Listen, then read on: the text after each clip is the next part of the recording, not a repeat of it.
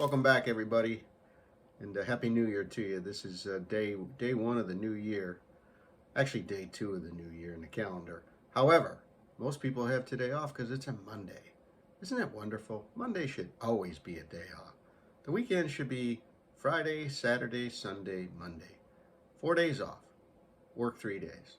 Imagine if you could have 3 days and get all your work done in 3 days, and then the other 4 days you have for you.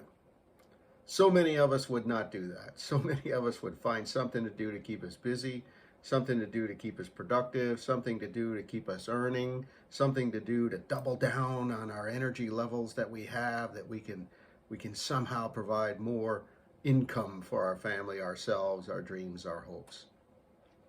What about resting and recharging? We had a lot of that this last few weeks. It was really wonderful. Our entire family got together the week before Christmas. During Christmas. The side note is that we all came down with COVID, just about 12 or 14 of us. And it forced us to take that second week off and recharge and regroup and stay in our little clusters, if you will. Even the babies got it. All the little children, everybody got it. So it was an interesting time for us. We're still very thankful because there is life after COVID. You know, you do survive it. You get through it.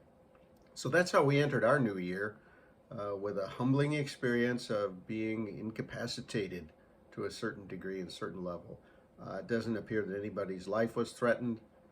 It's just the same stuff that goes around that we're quite familiar with these days.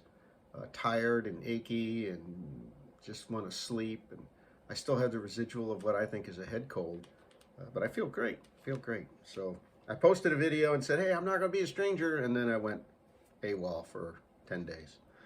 Anyhow, I'm back. I want to talk to you today about James and the value of trials and perseverance. One of my favorites all time, count it all joy. Actually, the actual verse says in 1 James chapter 1-2, consider it all joy, my brothers, when you encounter various trials, for you know that the testing of your faith produces perseverance. And let perseverance be perfect, so that you may be perfect and complete, lacking in nothing. But if any of you lacks wisdom, he should ask God, who gives to all generously and ungrudgingly, and he will be given it. I love that verse. I really do. You mean, if I don't think I have enough wisdom, all I got to do is ask for it? And the answer is yes. That's a good and loving and generous God. Yeah, just ask for it. Hard to get your head around that, because then we get into the whole idea of faith and the whole idea of faith and works and the whole idea of, is faith alone? Can you just be justified through faith alone, or does it take works? There's just a big argument, I think, in a lot of different Christian denominations. And my point of view is this: if you have faith, you can't help but have works, because you're driven to do something. You're driven to persevere during your trials. You're driven to be a role model and example. You're driven to see the brighter side and the lighter side of hope. And as we enter 2023, that's what I have, is a ton of hope. Doesn't look good out there. Everybody's complaining already about the economy, complaining about job security, complaining about inflation and prices and all these things that we have been through generations before. And all these things that we have been through, in my case, in my own lifetime, more than once. So be anxious for nothing. That's my message today. Let's just grab a hold of the new year and be thankful for the day. Treat each day as if it were your last. Live it as if it were your last. What would you do? Who would you hug? Who would you ask for forgiveness from? Who would you tell, I love you?